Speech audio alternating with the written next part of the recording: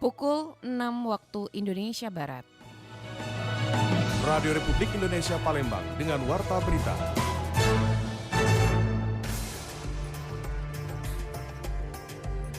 Harga cabai merah di Pangkalan Balai naik tajam hingga Rp70.000. Lauk dan pauk dalam program makan bergizi gratis diharapkan lebih bervariasi.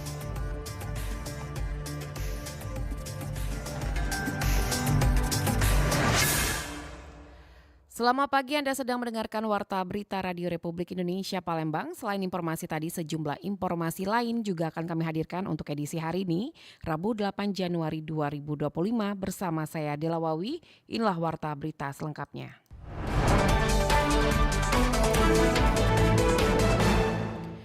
Harga cabai merah di Pangkalan Balai naik tajam hingga Rp70.000. Stok terbatas dan cuaca jadi faktor utama kenaikan. Kisaran 70-60-an bulan. Ini ya, kan tanah habis jeda tahun baru kan orang barang tidak belum masuk dari pasar induk Jakabaring. Harga cabai merah di Pasar Rakyat Kota Pangkalan Balai Banyuasin melambung tinggi hingga Rp70.000 per kilogramnya. Ardi Pahlepi, salah seorang pedagang bumbu dapur, mengungkapkan kenaikan harga ini terjadi sejak seminggu sebelum tahun baru akibat pasokan yang terbatas. Meski harga cabai merah tinggi, Ardi mengungkapkan pembeli tetap ada, terutama karena tingginya harga karet yang memberikan daya beli lebih kepada masyarakat setempat. Namun, pedagang mengaku margin keuntungan sangat tipis karena harga beli dari petani sudah mencapai Rp50.000 hingga Rp55.000 per kilogramnya. Selain cabai merah, harga bawang merah juga mengalami kenaikan dari Rp30.000 menjadi Rp40.000 per kilogramnya. Faktor cuaca buruk dan pengiriman barang yang terhambat selama libur panjang menjadi penyebab utama lonjakan harga ini. Ardi menambahkan bahwa kenaikan pajak dari 11% menjadi 12% turut memperbesar biaya operasional, sehingga semua bahan pokok termasuk minyak dan sembako lainnya ikut terasa lebih mahal. Cuaca telat ngirim ya, pengiriman. Dari kan bawang sini kan dari Jawa Galuh. Bukan mempengaruhi juga ya, iya, cuaca ini. Karena mobil ini lambat berhenti kan di rumah makan, sehari 2 hari jedanya kan. Jadi barang kosong. Jadi kalau jual harga yang lama, Iya. Stok. Ini kan kita nih kan pemerintah juga naik ke pajak nih dari 11% ke 12%. Ada pengaruh dari situ juga enggak? ngaruh sih. Pengeluaran jadi tambah besar. Iya, Ngaruh. iya. Pengeluaran jadi tambah besar. Bayar ini minyak apa-apa kan mulai naik semua. Dari sembako mulai naik, beras apa. Para pedagang berharap pemerintah dapat memastikan kelancaran distribusi dan menstabilkan harga untuk meringankan beban masyarakat serta pedagang kecil di tengah situasi sulit ini. Dari Kabupaten Banyuasin, Muhammad Maulana, RRI Pro 1 terus mengudara untuk Indonesia. Sementara itu, kondisi cuaca di awal tahun yang masih tidak menentu dengan hujan berintensitas tinggi, bahkan banjir menjadi penyebab produksi menurun. Sehingga dikatakan penyuluh pertanian Sumatera Selatan, Julian, produksi menurun di awal tahun dengan permintaan relatif tetap, bahkan meningkat terhadap bahan pokok menjadi penyebab utama kenaikan harga di awal tahun terjadi. Biasanya begitu, ketika produksi atau supply itu menurun, sementara permintaan terhadap pangan itu relatif tetap kan, bahkan meningkat kalau adanya pertambahan penduduk, maka harga-harga akan menjadi naik atau lebih tinggi. Julian juga mengharapkan dengan kondisi cuaca yang tidak menentu, pemerintah diharapkan dapat mengambil langkah cepat, salah satunya penyediaan akan pupuk yang optimal dengan kualitas yang baik bisa dilakukan. Sedangkan untuk petani juga diharapkan bisa memahami dalam upaya mengatasi kondisi cuaca untuk tanaman. Mendengar berikut ragam komentar masyarakat. Saya Nopri dari Skojo. Kenaikan harga setelah Nataru sepertinya itu sudah hal biasa. Kenaikan setelah Natal tahun baru kayaknya lumrah deh tiap tahun. Kemungkinan ada hubungan dengan kenaikan PPN dan Imlek yang akan dekat ini. Harapannya untuk pemerintah dengan kenaikan ini dicoba untuk menekan harga atau adanya bazar atau pasar murah.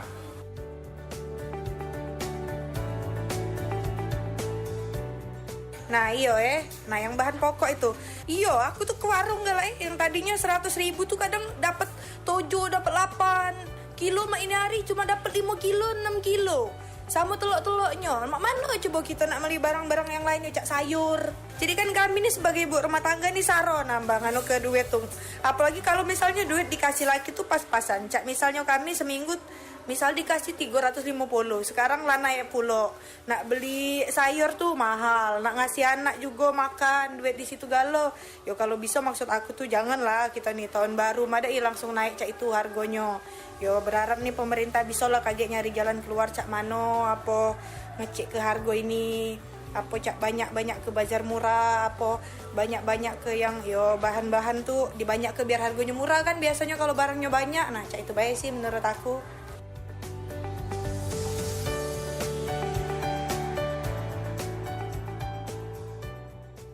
Menurut saya banyak faktor yang mempengaruhi kenaikan harga pokok.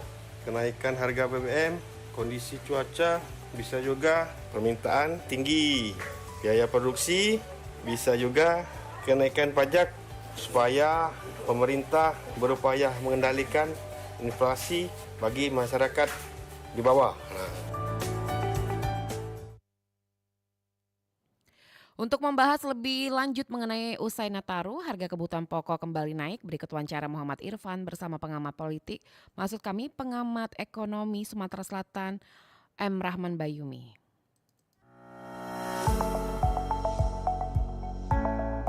Baik pendengar, saat ini saya sedang bersama dengan pengamat ekonomi Sumatera Selatan, Muhammad Rahman Bayumi.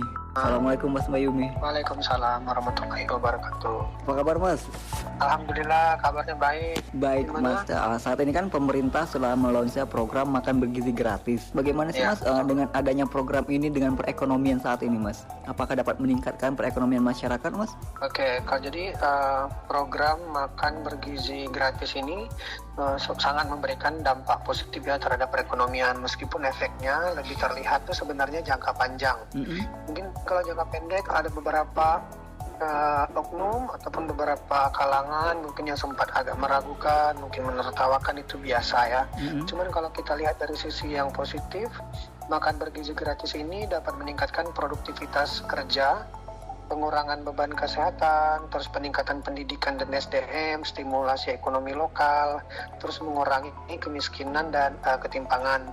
Jadi jelas saja program makan bergizi gratis ini dapat berdampak pada perekonomian, karena dengan adanya pola konsumsi yang bergizi, memang jangka panjangnya itu bisa mengurangi stunting.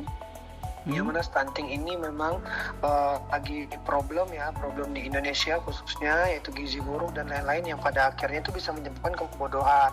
Jadi memang program makan bergizi gratis ini itu salah satu targetnya itu kan untuk mengatasi stunting atau kebodohan tadi. Dengan adanya nanti anak-anak yang bergizi itu bisa meningkatkan kemampuan belajar dan konsentrasi di sekolah, sehingga nanti ini harapannya jangka panjang itu bisa menciptakan generasi yang lebih terampil, berdaya saing di pasar kerja. Yang penting tuh untuk pertumbuhan ekonomi jangka panjang kayak gitu.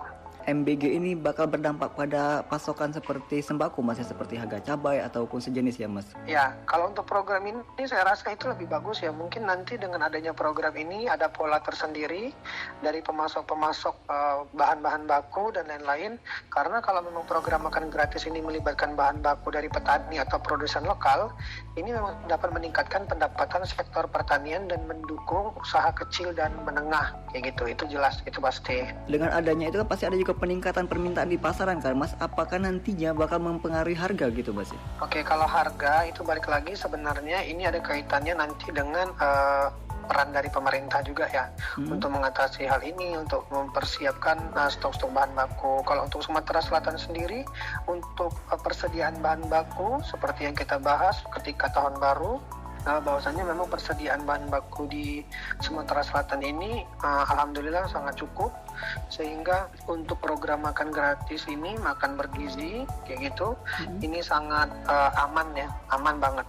Apalagi nanti mungkin ke depan ini akan ada rencana untuk membentuk bagaimana skema yang terbaik untuk program ini agar tidak salah sasaran kayak gitu. Jadi sangat berdampak untuk kegiatan makan gratis ini. Untuk masalah harga, insya Allah sejauh ini masih sangat aman dan terkendali. Karena Sumsel sendiri, itu memang dari nasional itu peringkat ke-8 dengan tingkat inflasi yang sangat baik kayak gitu. Baik Mas, saat ini kan dari pantauan di beberapa pasar gitu tradisional itu mengalami kenaikan harga seperti cabai atau apakah ini juga mempengaruhi dari pajak PPN 12% ataukah juga MBG terus juga hari besar kemarin itu Mas ya? Ya, jadi kemarin memang sempat turun banget, harga-harga itu banyak yang turun seperti cabai dan lain-lain. Nah, tapi sekarang memang sudah kembali naik ya. Sebenarnya kenaikan-kenaikan kayak gini memang di satu sisi memberatkan, tapi juga dengan kenaikan ini juga salah satu cara bentuk keseimbangan ya. Bagaimana kalau kemarin mungkin petani cabai mungkin menangis, ibaratnya sedih, kayak gitu harganya sangat turun, jatuh. Nah kalau sekarang kan sudah mulai ada semangat lagi lah. Jadi ini sebenarnya kenaikannya ini memang bisa kita katakan tuh lumayan. Cuman kenaikan ini masih tahap yang wajar ya, karena memang kan kemarin sempat hujan terus. Jadi kenaikan harga bahan baku dan lain-lain di pasar itu tidak bisa juga kita bilang ini oleh karena pajak PPN 12%, terus dikarenakan program makan bergizi gratis, itu enggak ya. Tapi memang kenaikan harga ini memang sebenarnya siklusnya sangat wajar dan normal, apalagi kita sudah tahun baru. Jadi orang beramai-ramai membeli bahan, membeli untuk pesta dan lain-lain. Nah sekarang yang perlu kita antisipasi itu kan nggak lama lagi nih kita akan mau Ramadan nih. Nah, jadi kalau kita nggak pintar-pintar, nggak mengantisipasi berbagai kemungkinan, nah nanti kita takutnya bisa lalai dan terjebak. Jadi ada baiknya untuk mulai agak sedikit sadar, ada menumbuhkan awareness bahwasanya memang perubahan iklim saat ini itu sangat berdampak pada persediaan bahan baku yang ada di pasar gitu. Jadi kita harus sama-sama menjaga biar nanti lebih terkelola bagaimana pangan lokal itu bisa diatasi dan bisa terkontrol dengan baik kayak gitu.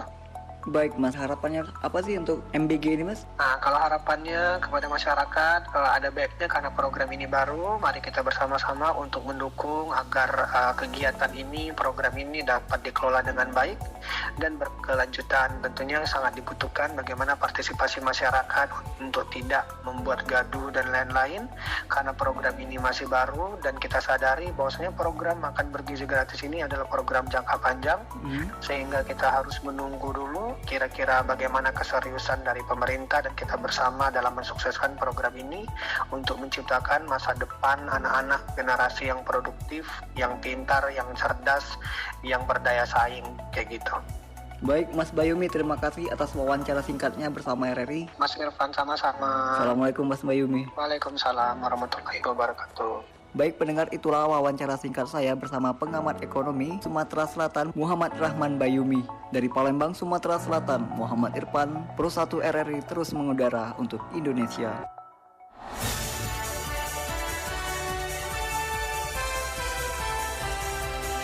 Warta Berita Radio Republik Indonesia Palembang.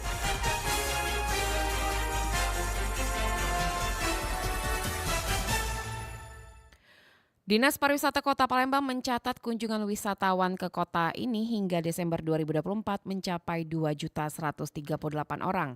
Kepala Dinas Pariwisata Kota Palembang Sulaiman Amin mengungkapkan angka tersebut melebihi target yang telah ditetapkan sebanyak 2 juta kunjungan wisatawan.